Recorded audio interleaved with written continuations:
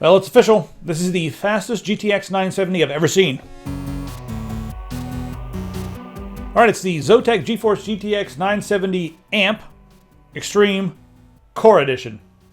I think they need a few more, words in there, like the AMP Extreme Superlative Insanity Migraine-Inducing Explosive Magnificent Core Edition is what they should call it. But they would, there's not enough room in the box, and then the ink costs money, so they just went with the AMP Extreme Core Edition.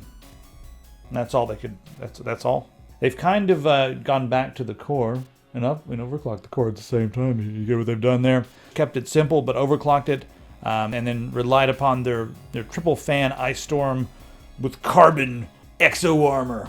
It's got a nice shield on the back, so that's cool. But they've used that, and it's decently quiet. Doesn't really turn on until you get until it starts to get really hot. I mean, after you run it for a little while, the fans kick on. But other than that, it's completely silent.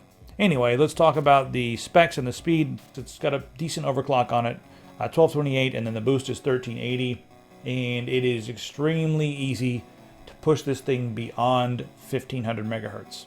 As far as the cores go, of course, it's a 970. It's got 1664 CUDA cores.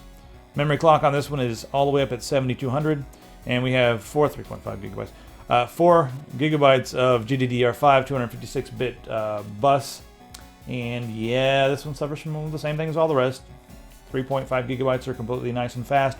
The last 512 megabyte memory block is crippled and slow and decrepit and sad. As far as the ports go on the back, we have 3 DisplayPort, 1 dual-link DVI, and then also an HDMI port. And if you'll notice there's some nice large holes there on the back. Some people think that's just for aesthetics, but no, actually having the larger exhaust holes on the back can really help to improve the temperature of the card. We have a nice plate that's going to provide rigidity because it does have the large cooling unit that hangs off the back of the card. As far as the cooling unit goes, I mean, the aesthetics are up to you. It's going to be decently light. It's, got the carbon fiber on the inside. And then on the top, of course, we have the Zotac logo. It's nice and glowy. Look how nice it is. In the box, we get the CD. Just throw that out the window and download the latest drivers. We also have a couple 2 Molex to 1 6-pin adapter. That's the other thing I noticed about this card. There are 2 8-pin PCI Express power sockets on top. Now, we didn't really go crazy with the overclock of the benchmarks. We tested it just with what, their benchmark. I wanted to see how it did with that, but you can push it higher. And one thing I noticed that after we had it overclocked, some of the scores we were getting were almost the same as a stock clock 980. That's pretty nice for the money. First thing we looked at was Valley, and we cranked it up to 1440p and maxed it out. Average was 35 FPS. It did dip down to 19. And then at 1080p, you can see there, nice average of 58.3. Just destroyed it. That's nice. BioShock, and this game is extremely playable at both 1440p and 1080p. Just having a fun old time, or whatever people say these days. I don't know. Battlemage Lichdom is the CryEngine 3 game that we decided to use because I don't feel like installing Origin. That's the main reason. And that one at 1440p averages 44, almost 45. And then at 1080p, no problems whatsoever. The one thing I like about this, you see the average is around 73, 74. It never dips below 68, so it has a nice nice consistency there. It's like oatmeal, the consistency of oatmeal. Isn't that pleasing? And then you're like, well, like watery oatmeal or thick oatmeal?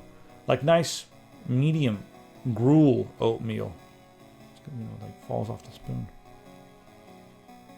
Thief, 1440p and 1080p, both very playable. 1440, it like barely dropped below 40, so it's doing just fine. Vanishing Ethan Carter Unreal Engine game looks beautiful. Looks like a PC game should look. And again, it just crunched through that game. There's not really much that I'm throwing at this thing that bothers it.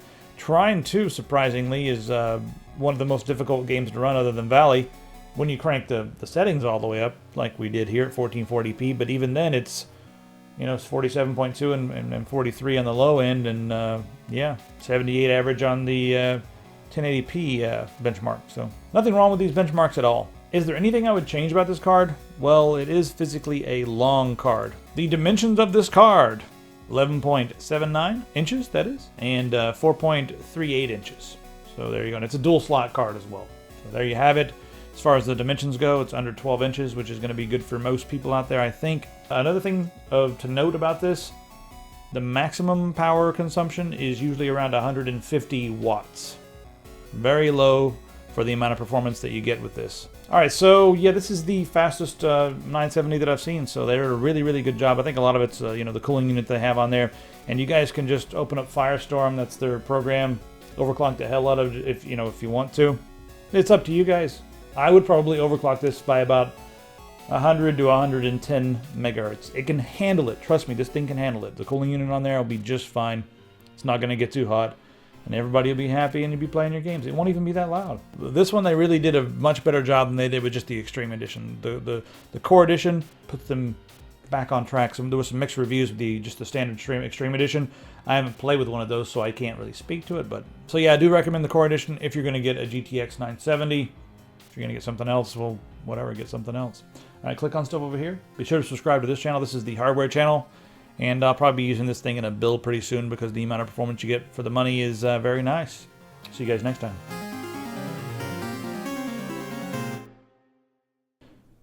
Someone's getting shot outside, but whatever. I suck at closing.